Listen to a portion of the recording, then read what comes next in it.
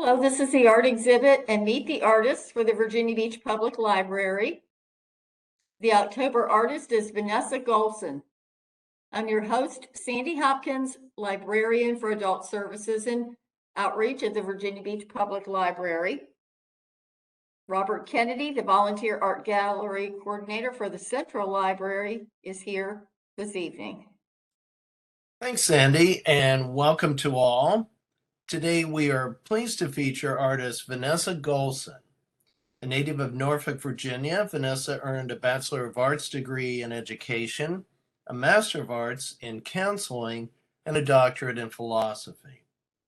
Working in the acrylic medium, Vanessa creates beautiful abstract paintings full of vibrant, harmonious colors. Her stunning paintings, which use the pour method, pull the viewer in with that tempted-to-touch texture. Through this expression of color, Vanessa invites you to share in an imaginative, engaging, visual art experience.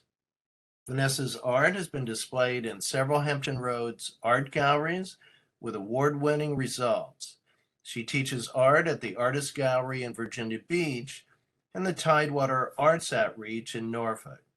Thanks very much for joining us, Vanessa.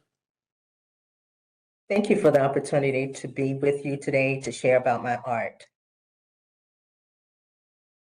A trending abstract art form that uses a variety of techniques where two or more acrylic paint colors are poured together, then blend and create a one-of-a-kind masterpiece is what is referred to as acrylic paint pouring. It is one of the most popular forms of art for groups and families and friends to get together. And it's something that I really enjoy teaching. With acrylic paint pouring, there is no required skill level and no brush. So actually, it is painting without a brush. This slide is called There Will Be Peace. And as you look at this, you will see the colors. And then there's a white area to the right of the artwork, and it looks peaceful. It's like in the middle of the darkness and the blue and the stormy look, there's that little ray of white. And to me, that represents peace. So that's why I entitled this piece, There Will Be Peace. What we have here is a ring pour. I've titled this Aquatic because it reminded me of Under the Sea. With the ring pours, there's so many different ways to execute the technique. And in this art piece, there's two different techniques that are used. What I use with the pours is acrylic paint. And with this one, it's mixed with what's called Floetrol, which is a medium that I mix with the paint, the acrylic paint. And there's a way when I first start pouring, the paint has to go into the cup a certain way, and you have to pour it on the canvas a certain way. So where you see more of the blue, it's where the cup was actually just poured onto the canvas, and when it pours onto the canvas, because of the way that the paint is poured into the cup, it makes those rings that you see in the art piece. And that's just holding the cup over the canvas and letting the paint fall onto the canvas. Now, the part that has more of the white, kind of gold, kind of lime colors, that's with having the cup and moving the cup up and down actually on the canvas, which gives you still see the rings, it still is a ring pour, but it gives you more of that kind of thin or feathered look. But this piece actually has the two different ways of doing the ring pour. This is Valley View. This is a larger piece. It's about 28 by 48. The colors represent, to me, it represents water, which would be the blue, and then moss that you would see in a forest or along a riverbank. And it just kind of reminded me of being up high, maybe on a mountain on an edge, and looking down, and that's why I titled this Valley View. Strong wind is another pour. And with this one, this again is a ring pour, and you can see as you look at the different images that are here, it's the ring pour, and once it's on the canvas, you can tilt the canvas and it kind of does what it's going to do. You can control it to a certain extent, but that's one thing about acrylic paint pouring. You really don't have a lot of control other than manipulating it by way of tilting the canvas once you get the paint on the canvas. You can't think in the beginning and say, oh, I'm gonna do a flower, or I'm gonna do a truck, or I'm gonna, do a window, because you just might not get that because of the way paint pouring goes. And to me, that's the exciting part of not actually knowing what the outcome is going to be once the paint settles. With abstract art, it's an exclusive, heartfelt, particular, creative expression of the art form that influences the interpretation of the artist and the viewer by using colors, shapes, and texture. Dignified dancers. What you see here, and when I did this, after I did it, I had to stand back and I looked at it because at first it just looked confusing. But as I look at it, if you look at the top, it looks like heads. And then when you look at the movement going from the toward the right of the art piece, it looks like a large group of dancers and they're moving toward the right. So when you see the peaks at the top and in the middle, it looks like little white peaks. To me, that looks like heads. It looks like dancers, and there's a flow in it as you look at the piece and you look at the colors and you look at the bottom, and it looks like maybe the legs of dancers. Peaceful. This was different shades of blues that I did on the canvas. And to me, it represents water, but it draws me in, and people who have seen it have shared that it is very peaceful when looking at it.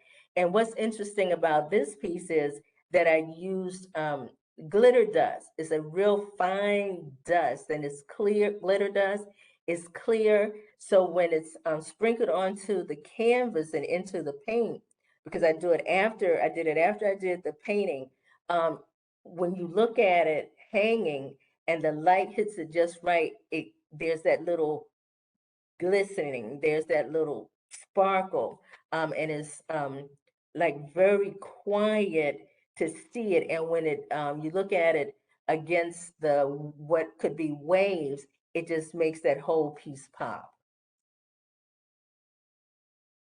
This piece I called Gathering because as you look at it, it looks like heads of people, and they have almost like robes, but like out in outfits, and they're just kind of gathered there. You have the taller people, the shorter people, down toward the bottom, it looks like little kids, but it's like a gathering of a group of people, and the colors are representative of, you see some brown, you see some white, you see some black. And to me, it's almost like a multicultural group of people who have gathered. So that's kind of what I take from this, with the influence of the colors and kind of being more of a cultural piece representing a group that's gathering. Taller than. When I looked at this, it kind of reminds me of the shorter figure reminds me of maybe a child, a tall child, but then the other figure reminds me of maybe a mother who would be taller than the child, but it also kind of represents maybe a moment of discipline. because when you look at it, it looks like the child is looking up at that figure, whether it be a man or a woman. But the essence of the piece is that there's one figure that's taller than the other.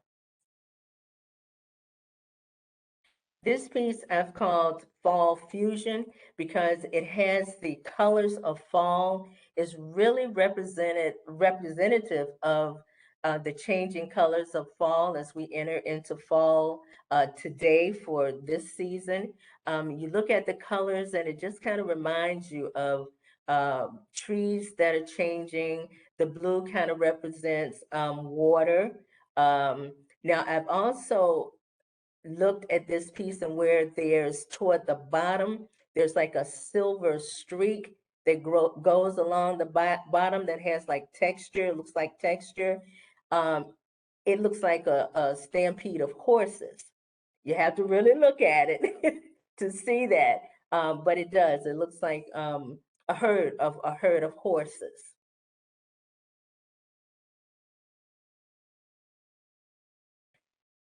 It will be my pleasure to meet you at the reception so that you can hear more about my start as an artist and how I grew up doing arts and crafts and selling things to the neighbors, and how I've advanced through the years doing fine art to where it's taken me to this point of having my own art exhibit here at the Virginia Beach Central Library. And I thank the library and those involved who selected my art to be a part of this great art exhibition.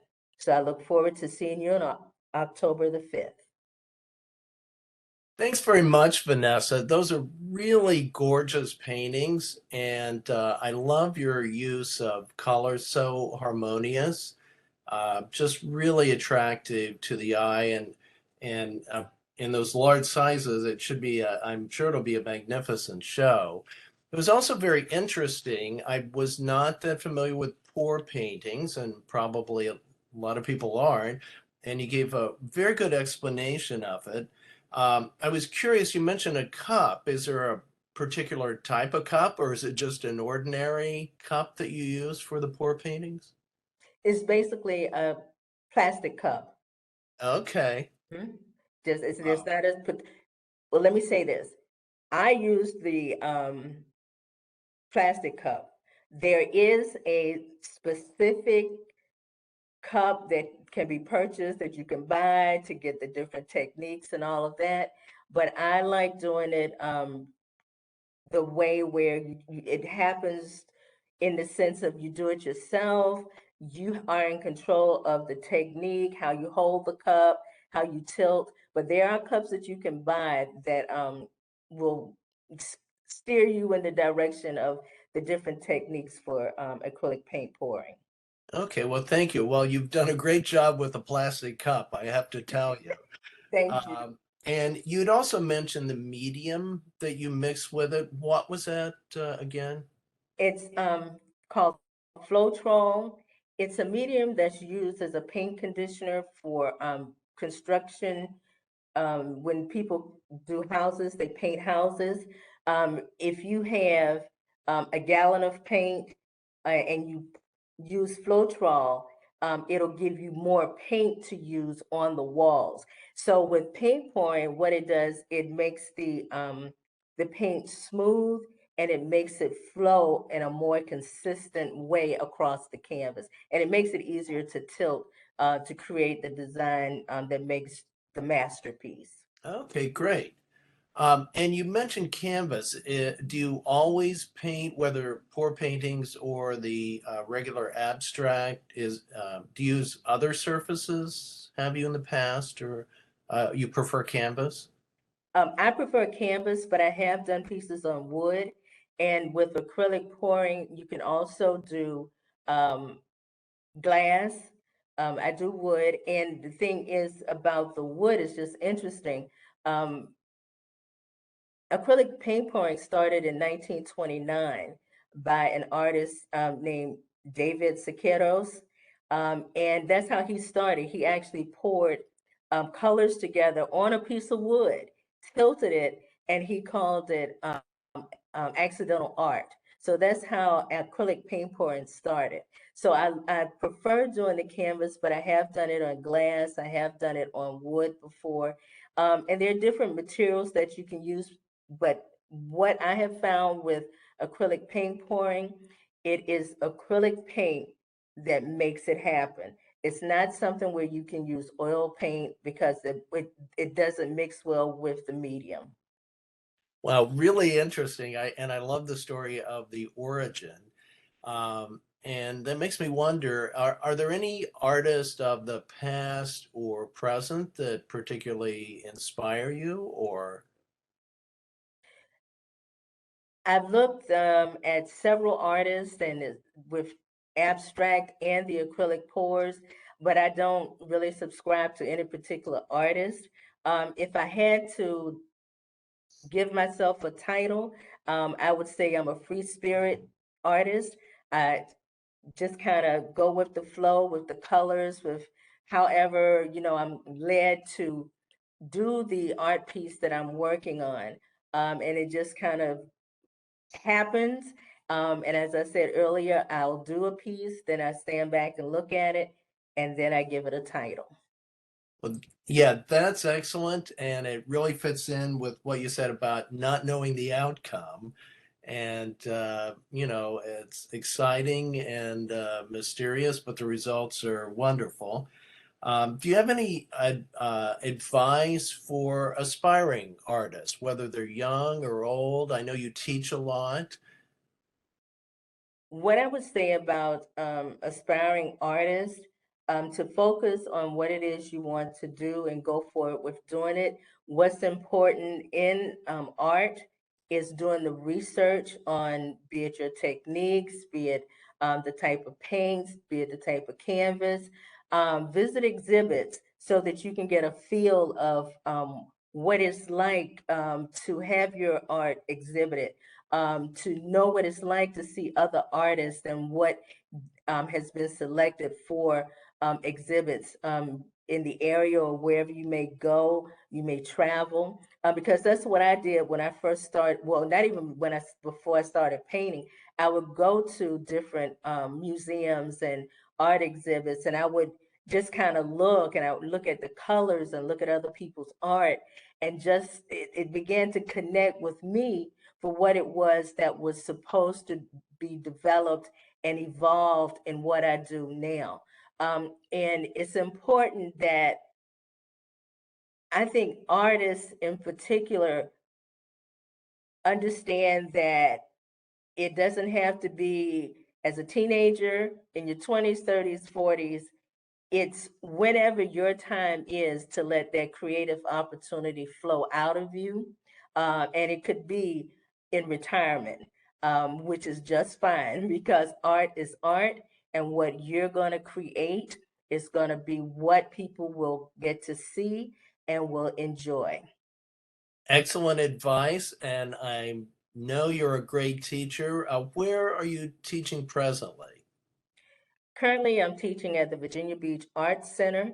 I teach acrylic paint pouring classes there, and I teach the different techniques. I teach the ring pour, puddle pour, flip cup. Um, it's several marble, and all of these give a different effect on the canvas, and that's what makes it exciting. I also teach with Tidewater Arts Outreach, where I go to senior citizen or senior facilities and take the different art techniques and art activities to them. And I also teach at the Downing Groves Cultural Arts Center in Newport News. And I volunteer with the Salvation Army's Hope Village, where women are in transition, and they have their children there also as they're transitioning to get their own homes and to get jobs. And I take art activities to them so that they can have that experience of what it is to pour and just to be able to do something creative. Very good work that you're doing, and lots of opportunities for the viewers and listeners to take a class from you. So I hope they sign up. We encourage them to do that. Thank you very much for joining us today, Vanessa. We all look forward to your show, and we hope that all of you will join us at the Central Library Art Gallery for Vanessa's reception on Wednesday night, October 5th, 6 to 7:30 p.m. And you can see the entire show from October 1st, which is the installation day, through the end of the month, October 31st. Thanks again for joining us, Vanessa. Thank you. And thanks for everyone for listening. Please join us again next month for another version of Meet the Artist.